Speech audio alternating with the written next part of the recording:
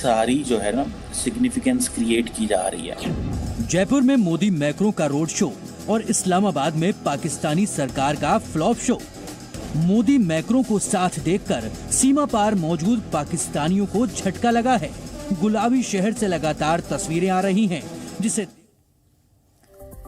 तो ये तस्वीरें सामने आ चुकी हैं, रोड शो की तस्वीरें। जैसा कि हम आपको जानकारी लगातार दे रहे थे कि जंतर मंतर में मुलाकात के बाद प्रधानमंत्री नरेंद्र मोदी और इमैनुअल मैक्रो अब रोड शो के लिए निकल चुके हैं और विशाल लगातार हमारे साथ बने हुए हैं। विशाल, ये एक बहुत पावरफुल तस्वीर है जिसे दोनों देशों के अगर संदर्भ में देखा जाए, दोनों देशों की दोस्ती और रिश्तों के संदर्भ में अगर देखा जाए तो ये एक बहुत ताकतवर तस्वीर है। दोनों नेता एक साथ मिलकर रोड शो कर रहे हैं और जो जयपुर की जनता उत्सुक नजर आ रही है, जो जोश से भरी नजर आ रही है, ये तस्वीर देखते ही बन रही है।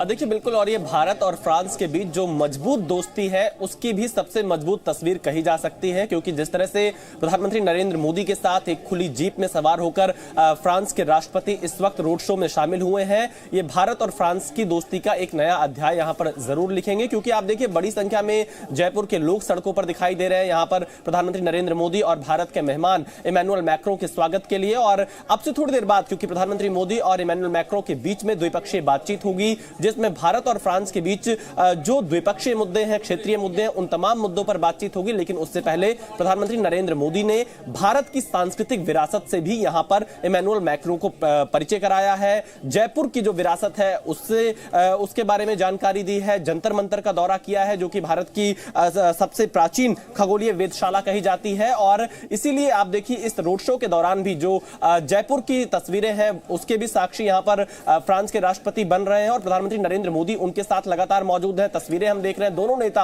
हाथ हिलाकर जो पब्लिक मौजूद है उनका अभिवादन स्वीकार कर रहे हैं। और ये आप तस्वीरों में साफ तौर पे देख सकते हैं, दोनों तरफ बड़ी संख्या में लोग यहां पर मौजूद है। आप देखिए इससे पहले जिस तरह से गुजरात में यूएई के राष्ट्रपति आए हुए थे, उस समय भी प्रधानमंत्री नरेंद्र मोदी के साथ उन्होंने रोड शो किया था, वो तस्वीरें भी सामने आई थी। लेकिन अगर हम भारत और फ्रांस के रिश्तों की बात करें तो जब प्रधानमंत्री मोदी फ्रांस गए थे तो वहां पर बास्टिल डे परेड में विशिष्ट अतिथि के तौर पर प्रधानमंत्री मोदी शामिल हुए थे। इसके अलावा एक डिनर का आयोजन भी फ्रांस के राष्ट्रपति ने उनके सम्मान में रखा था। इसके साथ ही साथ वहां पर भारतीय मूल के लोगों को भी संबोधित किया था प्रधानमंत्री मोदी ने। ये दोनों नेताओं के बीच में एक पर्सनल बॉन्डिंग भी यहां पर देखी जा सकती है। अगर हम बताना चाहें, इससे पहले 1 दिसंबर को दुबई में दोनों देश के नेताओं के बीच में मुलाकात हुई थी COP28 के साइडलाइन में।